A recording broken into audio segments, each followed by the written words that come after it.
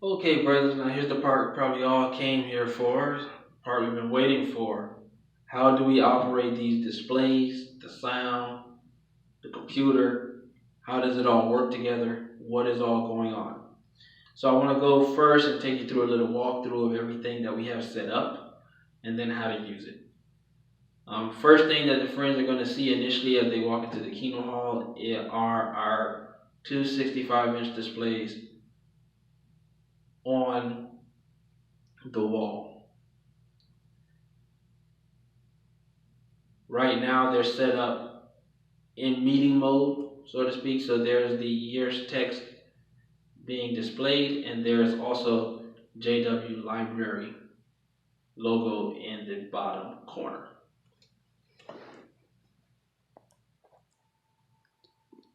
Now back here in the library, you see this, or in the second school, sorry, you're going to see the same thing, slightly smaller television, but the same thing is being displayed to all televisions for the meeting.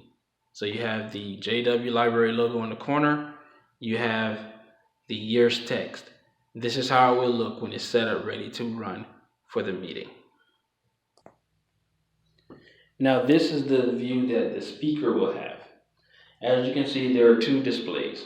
One has that same year's text, JW Library logo on it. The other one has a clock. That clock will be used to time the parts so that the brother clearly can see what his time is.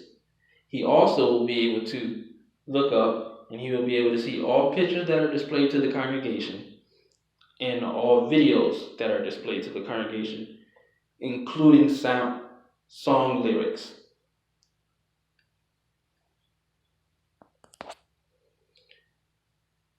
He will be the only one who can see this display, so his timing will not be displayed to the congregation at all. Now here's what he will see when the clock is running. You see a digital countdown timer. Also, you see an analog clock next to it displaying the actual time. That time is set by the internet. And on that analog clock, there is a green section. That green section is a section of time that he has allotted. When that green section is done, he has no more time. Also, those green digital numbers will start to turn yellow as he approaches the last 30 seconds, and they will turn red if he were to go over time. So now how does all that happen? How do you control it? Well, first off, let's go with the easy stuff, okay? We have our sound mixer here, and all of our inputs 1 through 8 are here. 8 is whatever is coming out of the computer, so that's going to be videos, that's going to be music, all that is going to be on 8. 1 through 7 are the various microphones, one being speaker mic, then we have stage mics and roving mics.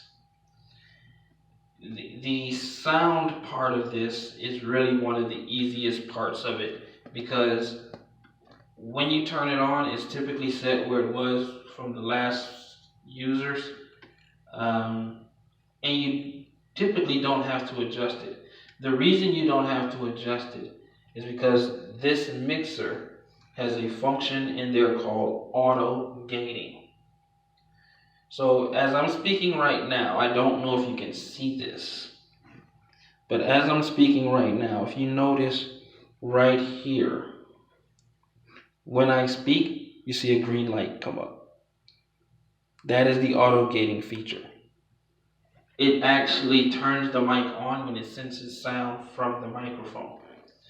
So if the speaker was talking, if the reader was reading, all of that is going to happen when it happens.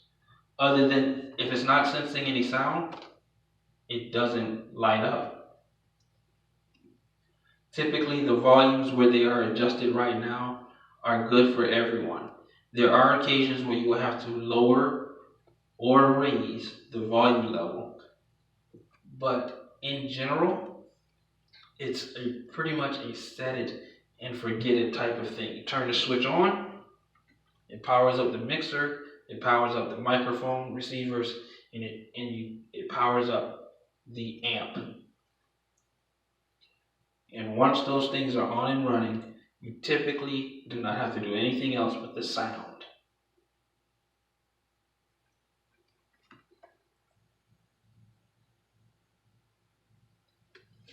Okay, brother, so now we're here where all the magic happens. Here is the computer. So there are a couple of different things that we want to discuss as far as how to use the computer to operate the meeting. We're going to discuss a regular meeting, and then we're going to discuss a special meeting. With a regular meeting, we're basically going to use JW Library and our time clock app. What that means is for the regular meeting, all media is provided through JW Library. We don't have to go looking for it or wonder where it is. However, for a special meeting, so a public talk where a brother may bring in pictures, or a meeting where we're asked to play a video that's not provided in JW Library, but the brothers have to download it from the branch and bring it in and put it on a memory card, and we load it to the computer. For those meetings, I will show you how to use another program to display the video or even a picture. So in order to get started, let's first start up JW Library. And I got it set up so it's not taking out full screen, because we also need to run our time clock program, which is only T. It looks like a stopwatch. Okay? And so now while only T is up, let's discuss that first. Only T is the time program made by Soundbox. And so because the branch wants us to use JW Library to run the meeting, Soundbox has discontinued its full application where it handled the media. However, we still have the timer that we can use. And this is a smaller program that we've loaded on. It's not the full Soundbox. It's only the time clock. It is connected to the meeting, and because it's connected to the meeting, it matches the timings for the meeting selected. And what I mean by that is, if we go into our settings menu, under meeting, we have midweek meeting and we have weekend meeting. So under midweek meeting, if we go back, we'll see opening comments, 3 minutes. Treasures Talk, 10 minutes. Digging for Spiritual Gems, 8 minutes. This matches the meeting for this week. If we were on the next week, this would be auto updated to match what it is for the next midweek meeting. The weekend meeting typically doesn't change, and as such,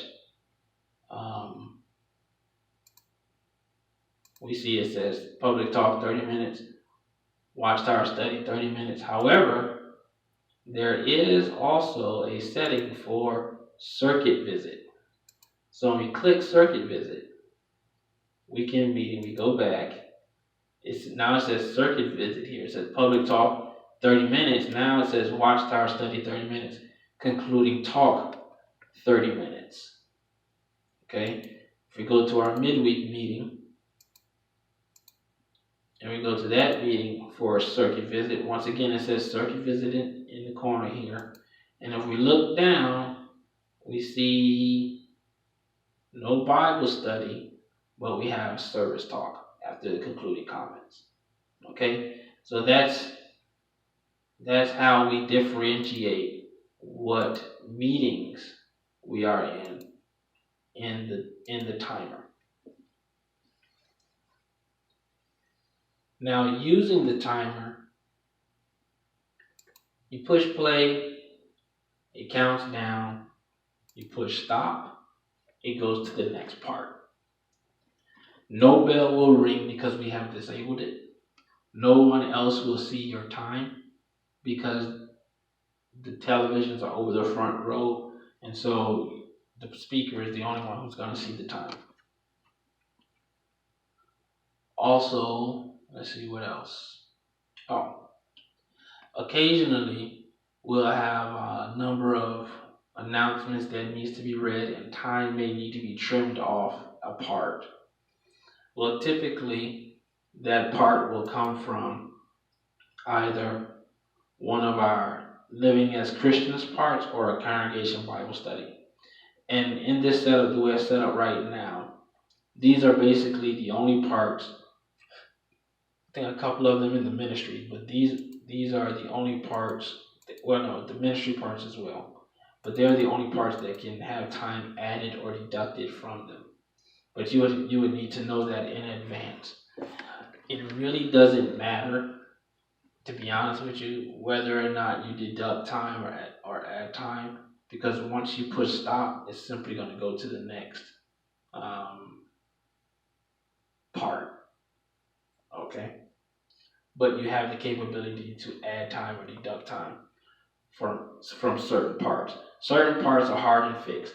3 minutes for opening comment, that can't be changed. 10 minutes for treasures from God's word, that can't be changed. Digging for spiritual gems can't be changed. But these other parts in between, they can change depending on the needs of the meeting that night. And sometimes that happens, where we see, especially in the Living as Christians part of the meeting, where we have local needs and the schedule to say 5 minutes, but we have a 12-minute video. So we can adjust the timing for that.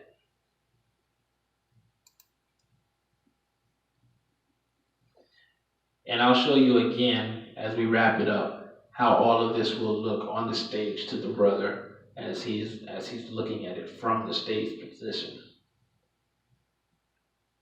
Now, in our JW Library app, we have our media tab. This is where we typically go to display all of our media. We want to put up a picture, we click on it, the picture comes up. We know how to do that, right? We X out. If you want to play a video, click on it, and it plays. So now the question is that advice practical? Julie, would you please share an example of the Bible's advice? Now, a few things that I want to make clear. All brothers should know this already. However, I have run into instances where brothers are not aware. So what I'm going to do is I'm going to fast forward a couple of meetings. Let's go to March. As you can see, it says there's no study content and there's no meeting available. It says download the meeting publications above.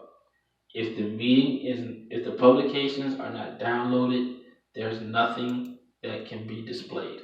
So if you come in to the meeting and it says there's nothing to be displayed, it's because nothing has been downloaded. Now I downloaded it, and now it's all here. So if I want to go to my media tab now, I have it all here.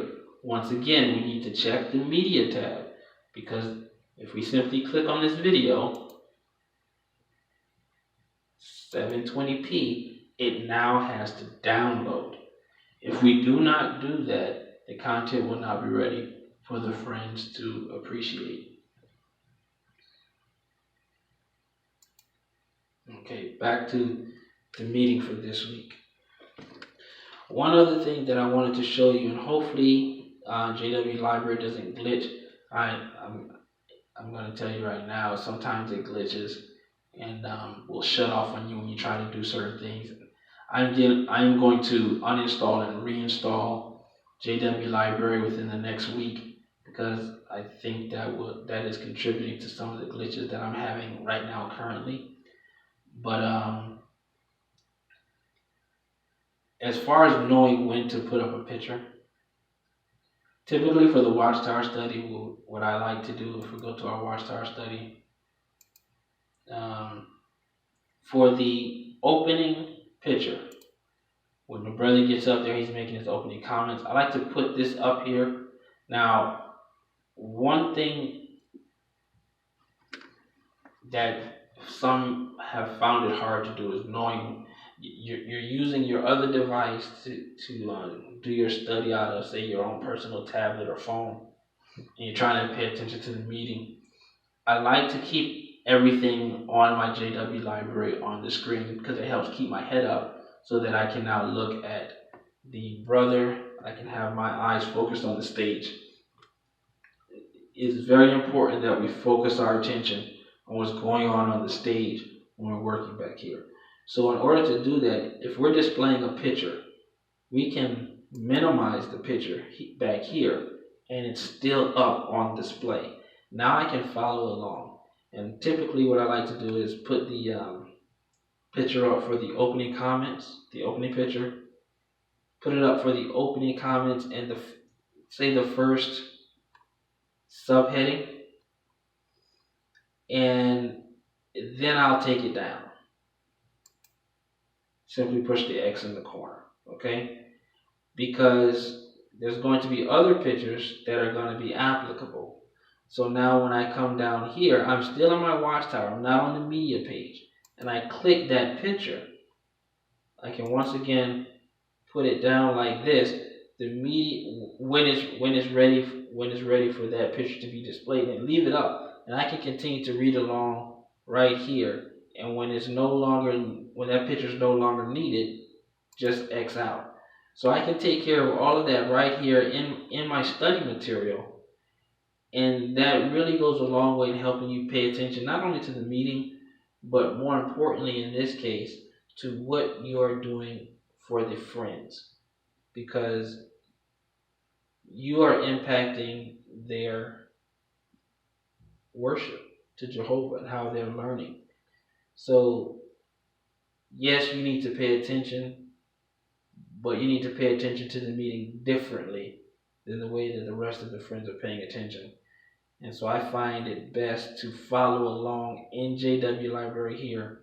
And when you click on a picture, minimize it. And now you can continue to follow along with the brothers. And that picture is no longer needed. You exit out and you can move on to the next picture. When it's time to go back to the media page, you can simply click on the media page and do what's necessary.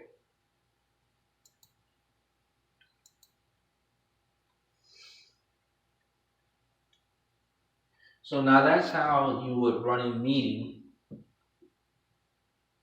a typical meeting, where there's no special this or that going on.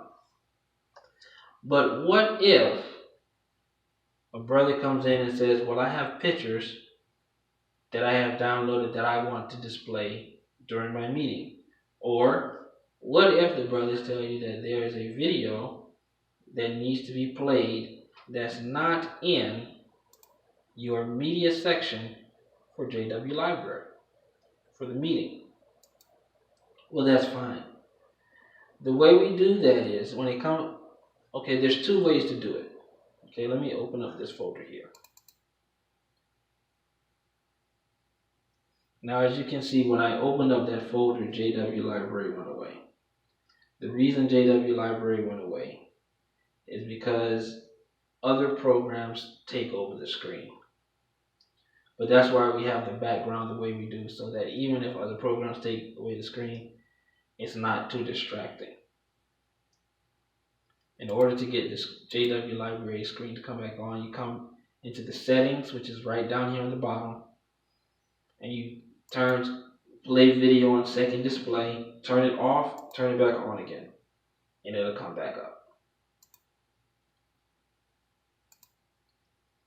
Okay.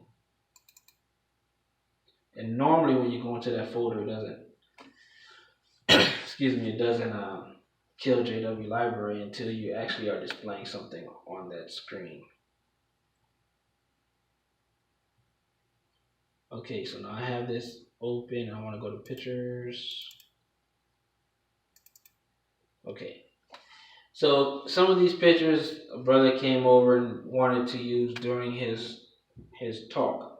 So what I would do is open up Vlc Media Player.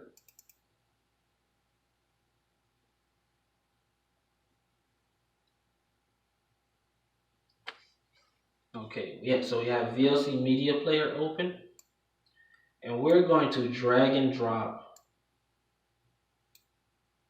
pictures over. Okay, so let's say we have these two pictures that the brother wants displayed. When we click on the picture and we highlight it, we come down here and we push the play button, the picture is going to display, and it's going to display as if it were a video. Now, in order for you to control how long that picture stays up, as you can see, if we do not,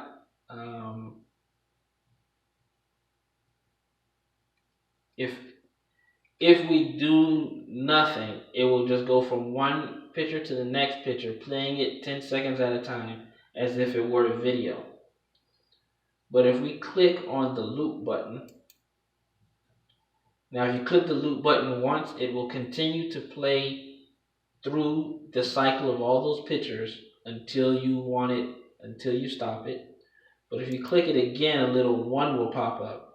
And now, when I click on that picture of the solar system, watch what happens when it gets to the end.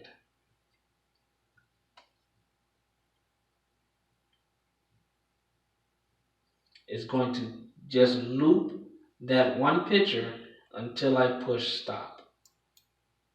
When I push stop, it's going to go away. When I want the other picture, I click on it, I push play, and it's going to continue doing that same loop. Oh, playing the wrong picture.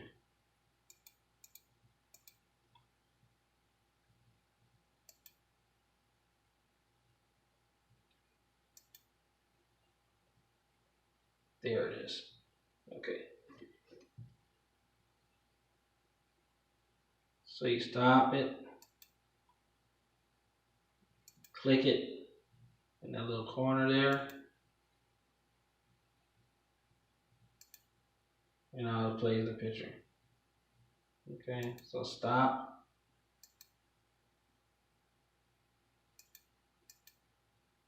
play, you play the picture you want. Okay.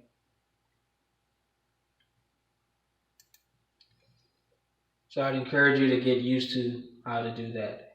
Now, I can remove, clear the playlist. Just right click on them, clear the playlist. If I want a video, typically if there's a video that the branch has provided that we need, it will be on the desktop like this one is.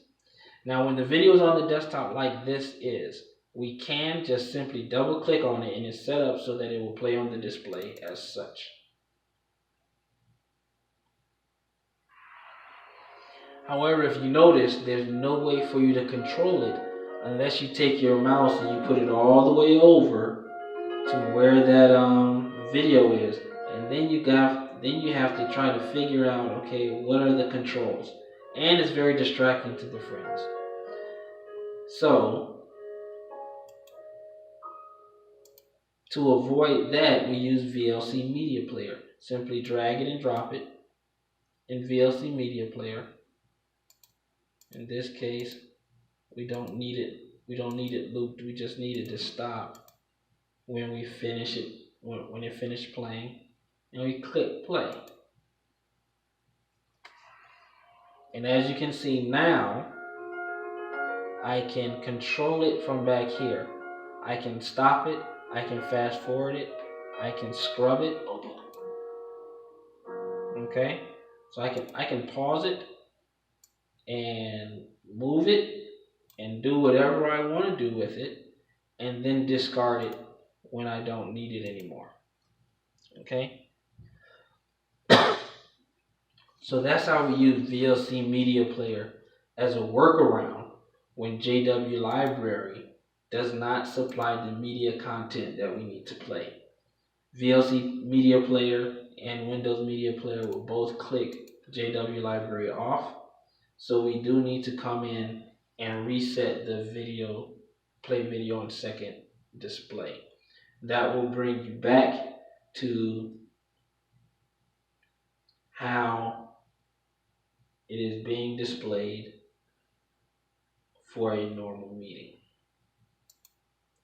So, how does it look for the brother who's on the platform looking at the congregation and looking at those monitors? Let's go see. So now you're on the stage and you're getting ready to give your talk.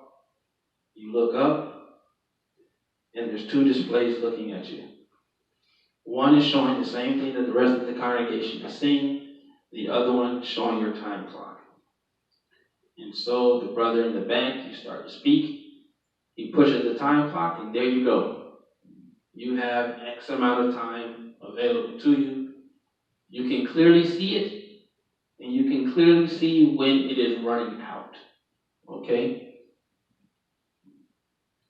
So as you're going through your part, you want a picture to be displayed.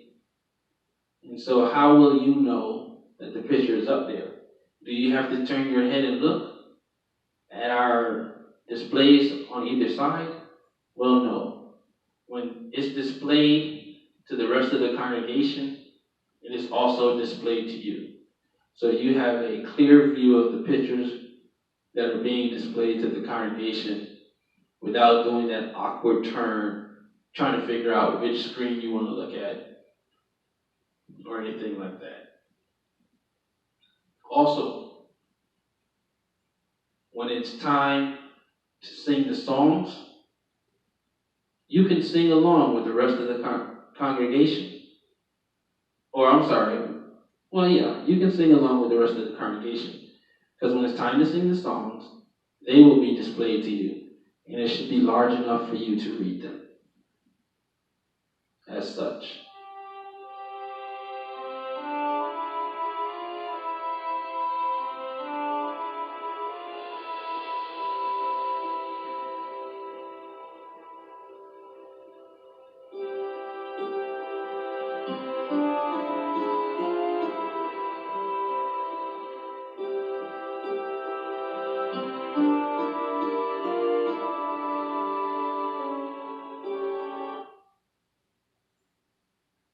When you ask for a video to be displayed, that too you'll be able to watch.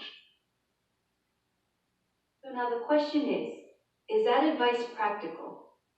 Julie, would you please share an example of the Bible's advice? Sure. Notice what it says here at Proverbs 14 and verse 30. So as you can see, the brother who is on the stage has a lot to look at so that he knows everything going on for his part. The brother in the back at the sound console, the only thing that's really being added to what he is doing is operating the time. The one thing that I did not go over with you brothers right now is these televisions that you're looking at right now that are being displayed to the speaker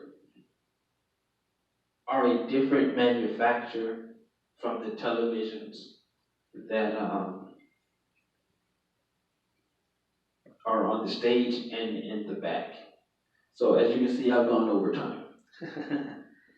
But these televisions are element televisions, and so they use this remote. Okay, that's the element remote.